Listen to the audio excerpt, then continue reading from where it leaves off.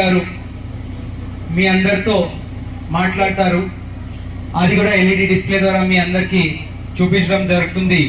కానీ ఆ ముందు ఈ కార్యక్రమం భాగంగా మనము కార్యక్రమం ముఖ్య ఉద్దేశం ఏమంటే, మనకి ప్రభుత్వం పెట్టే ప్రతి ఒక్కటి కార్యక్రమము ప్రతి ఒక్కరికి అందుతున్నాయా లేదా, అది అందట్లేదు అంటే దాని గురించి అవగాహన ఉందా లేదా, అది అన్ని మనము ఈ కార్యక్రమం ద్వారా ప్రతి ఒక్క గ్రామంలో ఉన్న ప్రతి ఒక్కరికి తెలుసుకోవాలి, చెప్పాలి.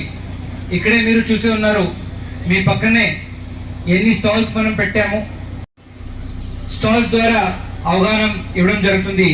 అదేవిధంగా ఇంకా ఒక ముఖ్య ఉద్దేశం అంటే, ఎవరైనా అర్హులు ఉంటూ ఎవరికైనా ఏదైనా లబ్ధి పొందలేదు అంటే వాళ్ళు కూడా ఇక్కడే రిజిస్టర్ అయిపోయి ఇక్కడే వాళ్ళు కార్డు అది తీసుకోవచ్చు. వాళ్ళది కూడా రిజిస్ట్రేషన్ ఇక్కడే జరుగుతుంది.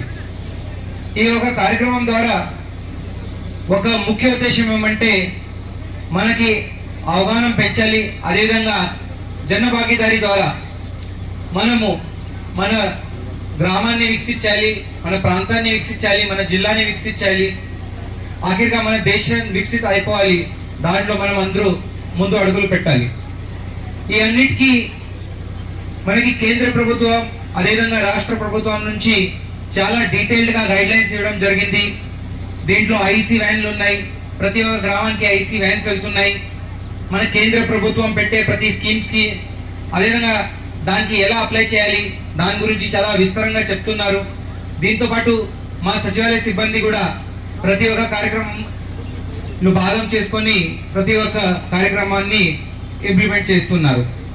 ఈరోజు సార్ మీరు మా జిల్లాకి వచ్చేందుకు మీది చాలా ధన్యవాదాలు తెలిపిస్తున్నాను సార్. మా జిల్లాలో ప్రభుత్వం పెట్టే కార్యక్రమాన్ని మంచిగా అమలు చేయడానికి మేమందరూ ప్రయాస చేస్తున్నాం సార్. కొన్ని ఇష్యూస్ ఉంటే మా దృష్టికి తీసుకువస్తున్నారు. ఆ ఇష్యూస్ కి రిజాల్వ్ చేయడానికి మేము ముందు అడుగులు పెడుతున్నాము సార్. మీ మార్గదర్శనంలో మీ గైడెన్స్ లో ఇంకా బాగా చేయాలని మేము ఆశిస్తున్నాము. ఈ రోజు మీరు ఇక్కడ వచ్చేందుకు అదేవిధంగా ఎంపీపీ గారు, ప్రజలు, పాత్రికేయ మిత్రులు, అధికారులు అందరూ ఇక్కడ వచ్చేందుకు మరొకసారి ధన్యవాదాలు తెలిపిస్తూ ఈ కార్యక్రమాన్ని ప్రారంభిస్తాం.